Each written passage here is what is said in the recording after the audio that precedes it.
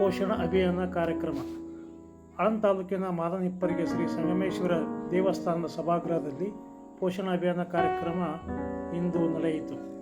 ಮಹಿಳಾ ಮತ್ತು ಮಕ್ಕಳ ಅಭಿವೃದ್ಧಿ ಇಲಾಖೆ ಕಲಬುರಗಿ, ಶಿಶು ಅಭಿವೃದ್ಧಿ ಇಲಾಖೆ ಆಳಂದ, ಆರೋಗ್ಯ ಮತ್ತು ಕುಟುಂಬ ಕಲ್ಯಾಣ ಇಲಾಖೆ ಇವರ ಸಂಯುಕ್ತ ಆಶ್ರಯದಲ್ಲಿ ಈರುಳ್ಳಿ ವಲಯದ ಅಂಗನವಾಡಿ ಕಾರ್ಯಕರ್ತೆಯರು ಕಾರ್ಯಕ್ರಮವನ್ನು ಆಯೋಜಿಸಿದ್ದರು.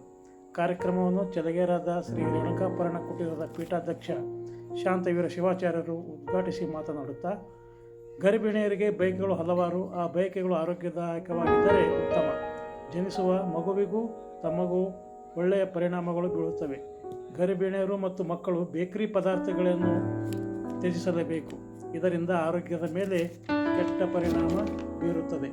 ಯಾವಾಗಲೂ ಸಿರಿಧಾನ್ಯಗಳಿಂದ ಕೂಡಿದ ಆಹಾರದೊಂದಿಗೆ ತರಕಾರಿ ಪಲ್ಯಗಳು ಹೆಚ್ಚಾಗಿ ಉಪಯೋಗಿಸಬೇಕು ಎಂದು ಕರೆ ಕೊಟ್ಟರು.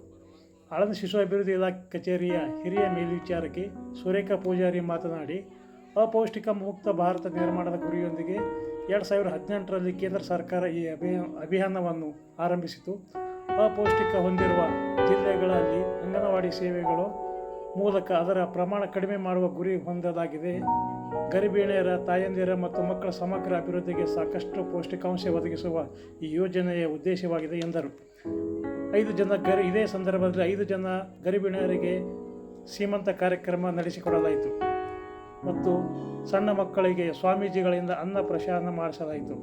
ಮಕ್ಕಳಿಗೆ ಅಕ್ಷರಾಭ್ಯಾಸ, ಅವರ ತೂಕ ಎತ್ತರ ಅಳೆಯಲಾಯಿತು.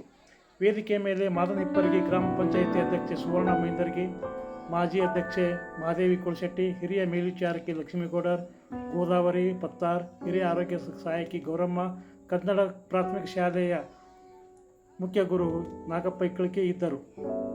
ಮಹಾದೇವಿ ನಂದಿಕೋಲ್, ಅಕ್ಕ ನಾಗಮ್ಮ ಹಿರೇಮಠ್, ಹವಳಾಬಾಯಿ ಅಷ್ಟಗಿ, ಶಾರದಾ ವಗ್ಗಿ, ಇಂದುಮತಿ ಅಂಬಲ್ಗಿ, ಶಶಿಕಲಾ ಪೂಜಾರಿ, ಗುರುಬಾಯಿ ಯಲ್ಲಮ್ಮ, ಬಸಮ್ಮ, ಶಿವಲಿಂಗಮ್ಮ ಇತರರು ಇದ್ದರು.